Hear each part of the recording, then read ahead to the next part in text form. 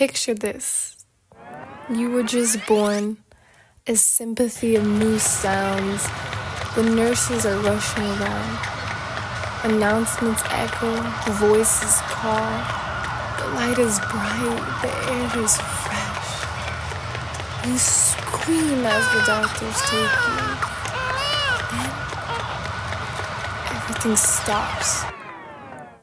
A soft voice, a loving tone, a rhythm so known. You are now in your mom's and dad's arms for the very first time. See, this is your first relationship. See, the definition of relationship is written in the way or two or more concepts, objects, or people are connected, or the state of being connected. Hi, I am Ellie from Drop Back Podcast. Today we're going to go over the 4 main types of relationships. So sit back, drop back, and listen to what we have to say. A child and their mom and dad is supposed to be a relationship that is typically supposed to be supportive. It's supposed to be caring. It's supposed to be a good influence and love all around. Sometimes this may not be the norm for all children to have.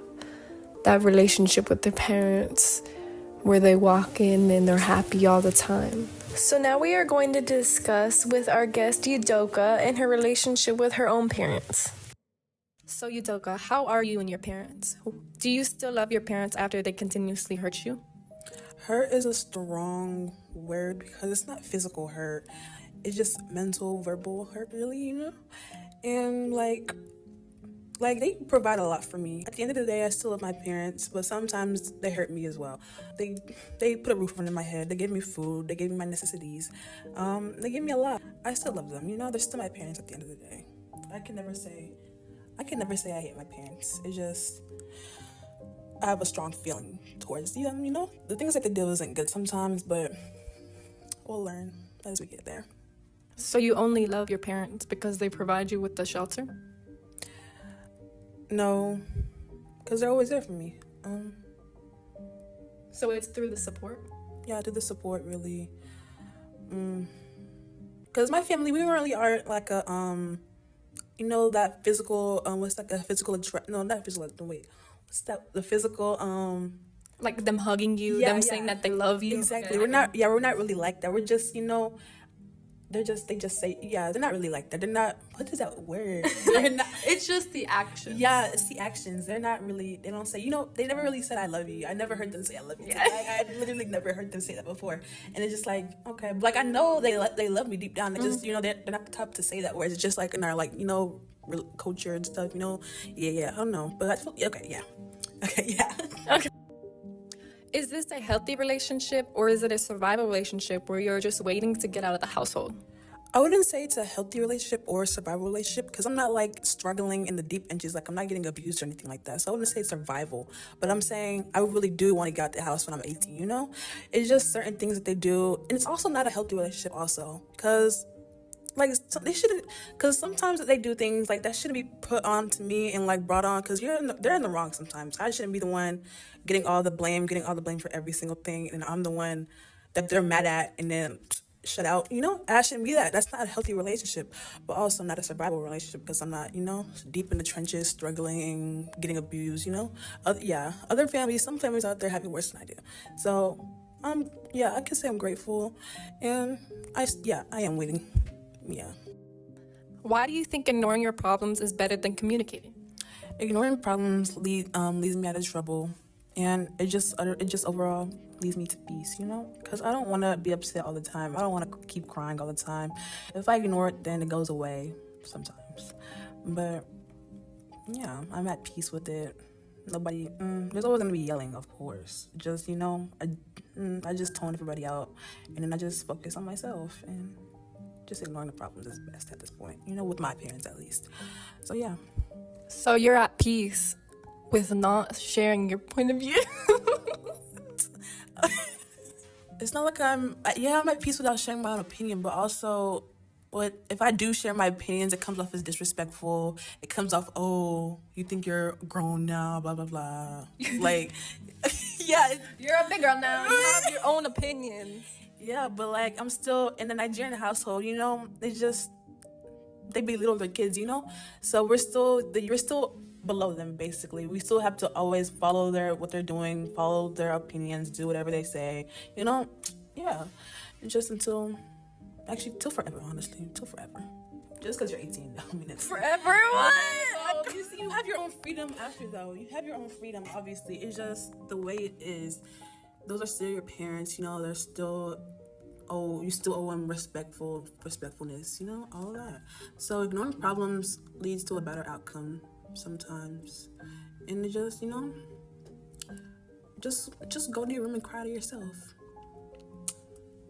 Well, don't you think parents' goal is to prepare you for the future? And are they preparing you for the future if they're belittling you? I'm preparing myself for the future. So you're your own person. Yes, because I'm an independent self. So you should be able to speak your mind to your parents. I'm just independent. I just what? I was just raised, I don't know, like overall, like I don't know, I was just raised to be independent, you know. Like from a little age, it's always been like me. From a little age, it's always been me, you know. I've always been I'm not the oldest, but I'm technically the oldest. Mm-hmm. Yeah, so I have to be independent. I have to do everything myself. Yeah, it's just from a little age, I'm just started doing everything myself, relying on myself, you know, bettering myself, and then just focusing on my own mental, you know. And yeah, my parents don't really have to worry about me. So, am I going off topic? I think I am. Yeah, I think I'm going off topic. But yeah. What else? Anything else? Well, that's it with my friend Nidoka. Okay. Children not being able to express themselves when somebody they lived with their whole lives may or may not be the reason why relationships with their parents can really hit the fan. I mean, I do understand that being critical, being direct, having rules set is good, and it does help build your character of your child to be respectful. But there is a certain point of you need to let your child express themselves. You need to communicate to your child why things happen in the household and why they do not. If you do not have an explanation on why you are doing things, then should it really be done? You know, if you send me in my room, you should explain why you're sending me to my room. Not because I'm being disrespectful, because I want to speak out towards you. Because communication is the best way to have a relationship. It's not, whys are considered a bad thing in the world. Don't say why, don't ask me questions. I'm your mama, boy. Like, no. I believe that is disrespectful to your child because they are asking their parent for guidance on what they did wrong so they can reinforce it, so they can fix it. And you tell them, no, don't speak back to me. No, you should know what you did wrong. Okay. I know it's hard. I know it can be hard, and I know that most of the things that parents do are good for the children. But what is good is to build a better relationship with your child, with strong communication, with creating a healthy relationship in your household where you want them to stay instead of want to run around when they're 18 years old. To create a place where they feel loved instead of constantly hurt, where they can tell you that they love you when they feel like it, instead of being awkward to even say those words out loud. A lot of people desire a romantic relationship. They have the fantasy of dating their partner, being all lovey-dovey, and then getting married. They lived happily ever after. The truth is, it's hard to love and share yourself as one. It's hard to let fights go, let your opinions go, be happy on sad days, and be supportive when jealous. My opinion of relationship reflects on two things of my own. That I have been in a relationship for 3 years of my own, and obviously my parents. It's weird because I actually am fearful of dating. my dad cheated on my mom, and before that I saw no love in my household. I didn't even know how to love romantically, like in the movies where they kiss and say I love you. And then after the affair, it was even worse. It was like two people that wanted to kill each other. So saying that, it's weird that I would be in a relationship for, 30 years. But I think my parents' relationship has taught me that relationships are not always love, but you must fight through it. I don't want to make the mistake or let others let the relationship fail when more bad days come than good, because that's not the reality. You're not going to always have good days. But you also shouldn't cheat or judge your partner or isolate them when issues do come. Communication is the most significant thing to do. To get a more diverse range of relationships, I invited Gwen to talk about hers. Hi, my name is Gwen, and I've been in a relationship for almost a year now. Okay. Is it okay if I ask you a few questions? Yes. Okay. So the first question is, what challenges do you face that cause you to struggle to love your partner? I feel like I have really bad trust issues, and that really makes me not put in 100% effort, because I'm scared if I put in this effort and there's something going on behind my back and I don't know about it, then I'm going to get myself hurt when I find out about it. Okay. Second question is, what makes a relationship last and what destroys it? What makes a relationship last is respect, consistent effort from both people, listening to each other, supporting each other, trusting each other, making sure they feel heard and valued, and yeah, that's about it. Anything else? No. For the third question is, why do you think a romantic relationship goes farther than your relationship with your parents? I feel like a romantic relationship goes further because you guys are around the same age, so you have more things in common. They can relate more. Rather than your parents, they're older than you, they have more experience, so they won't really understand you. They may dismiss you when you have problems, because they have that mindset of, oh yeah, they've been around longer than you have, so they know it all in a way. Yeah. Do you think it's why the child gravitates more towards their partners and feels like they trust their partners more than their parents? Yes, 100%. Okay, thank you. 7.21 billion people have phones around the globe. On average, those people spend 3 hours, in some countries like the United States, up to 5 hours. The relationship between people and their phones daily has become obsessive. Gen Z and Alpha attached to their phones like a ball and a chain. Think about how the future generation will be. We are influencing more and more negatively. It's probably the unhealthiest relationship out there. Kaylee is a good example of someone who relies on the relationship with their phone. She thinks the only solution to her problem is the device in her hands. It makes her too reliant on her phone that she may not always have available to her. For instance, it could die or she can lose it in literally 1 second. This could lead to separation from reality and cause other relationships to drift from being on her phone too much. Pleased to accompany us, Kaylee Camacho has joined our podcast to share a little information about how she feels about her phone.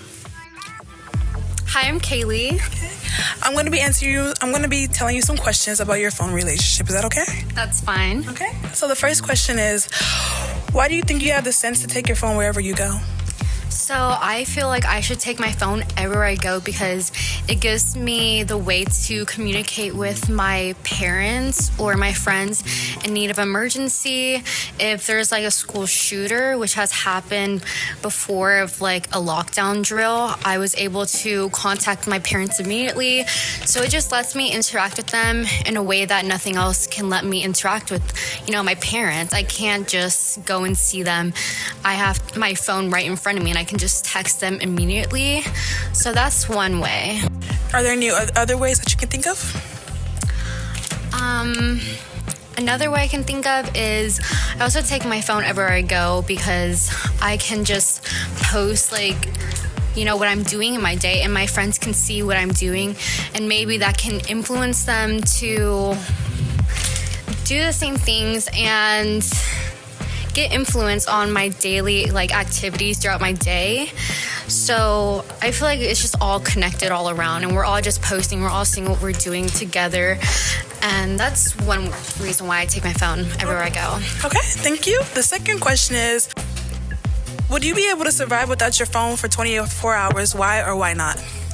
So this is a funny question because I would not be able to survive with my phone for 24 hours. I know that's a crazy statement to say, but I believe that in our day and age, we need to have our phone everywhere we go, because not just to communicate with people, but it's also a safety hazard too, because now in society you hear so many people, getting trafficked and just all these stuff. So you see on your phone emergency hazards, we're getting shown that someone, something happened to somebody. So that's one reason why I carry my phone with me 24/7 throughout my day. And then another reason too is because I also get to post what I'm doing during my day, so my families and my friends can interact with me and see what I post on my stories. Okay. And the third question is, why does your phone do what the real world cannot provide? So what my phone does, again, I already said, I can communicate with other people, but it also gives me indirect communication, so I can communicate whenever I want, not just, talking in life with the people I associate with. It gives me a way to contact someone immediately. So anything that's happening in my day-to-day life, that's one way that, I can communicate with people. Okay. Thank you so much, Kaylee. Thank you. Thank you. The problem with only wanting to communicate on your phone can cause a distance between relationships that are right in front of you. For example, parents are in the other side of the room or friends on the next street. I don't know about you, but I don't want to go to no sleepover where my friends are glued to their devices. It's not fun and makes you feel like you're boring to hang out with. Am I the problem or what? Another bad effect is the obsessive posting. People have found a new way to get validation, their relationship with their phone. In 1 second, you can get a heart from your phone, your loving phone, okay? This can cause you to have a big ego or even a mental instability. Phones cause people to constantly compare themselves more to other bodies. I think without a phone, people can become humble and at peace with themselves. They can connect with other relationships they actually have in front of them and live life to the happiest. Woo! One of the most controversial and difficult relationships a person can have is a relationship with God. Going to church every week, reading the Bible, and spending time with God is an important part of many people's lives. 72% of the world, in fact, claims to believe in God and have some form of this relationship. Others can't comprehend or understand why somebody believes a God that's not physically here. To get a closer look into the connection with God, Yudelka will now interview Xander that has a personal relationship with him. Do you lose motivation and struggle to find your relationship with God? If so, explain. I do often lose a lot of motivation and struggle to really feel the connection with God because, like we said in the question before, he really isn't physically here. I can't always feel him. I can't always go to him. With your actual earthly father here, you can always go to him. You can always ask him questions. He can give you advice in the moment, and that can be really difficult whenever he's not here. And you can lose motivation. You can lose sight of the benefits too. Oftentimes in a relationship, what it is you're giving them something and they give you something back. And whenever you're in a relationship with God, a lot of the things that he's giving you back are things you can't feel in the moment. Things like happiness in the end and salvation. These are things that you can't see or feel in the moment.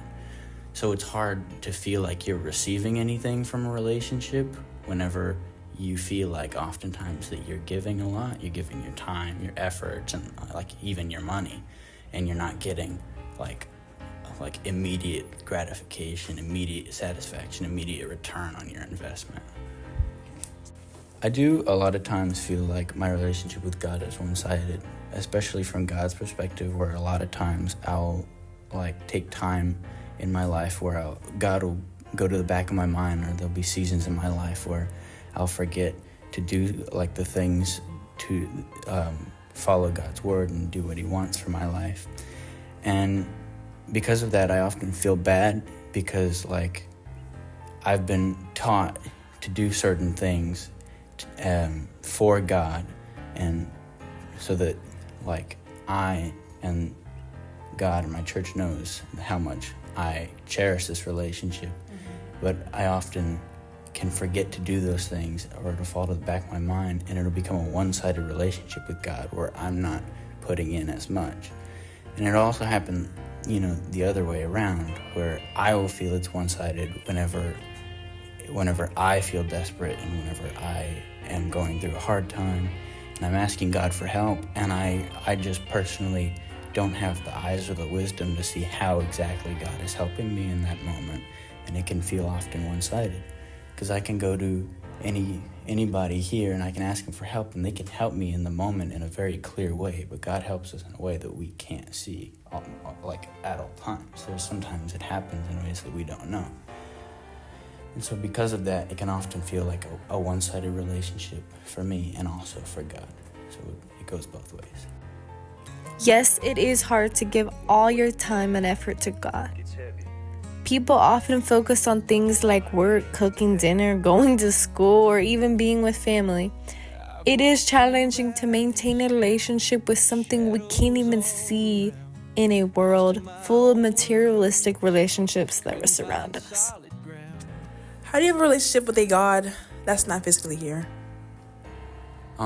So because of that fact that he's not physically here, it's often a pretty difficult thing. But for me personally, the way I often find myself being able to have a relationship with better is to more like immerse myself in him, always be thinking about him. I think like what would he do in every situation of every day, and I read the Bible. I do all these things that try and connect me to them, and it's these actions that I do every day that really tie me into my relationship with God. The important thing about having a relationship with God is not to become too selfish with what you want to happen. Dedicating your time to God helps remind us of the love, sacrifice, and mercy God gave us. Doing these things like reading the Bible and studying God's Word help us connect with Him, who we can't see. It's important to maintain this relationship, or else we may lose sight of a purpose that God gave us, to live by His Word and teaching. Without walking by His side, we can fall into temptation. You lose yourself and try to look for a purpose that is nowhere to be found. You feel unloved and upset at everything. Having God in your life can awaken you. Relationships are part of every aspect of our lives, and I just wanted to remind people of how important and be thankful and respectful of the many relationships you have. That is it for the relationships I wanted to discuss. I'm out. Ellie.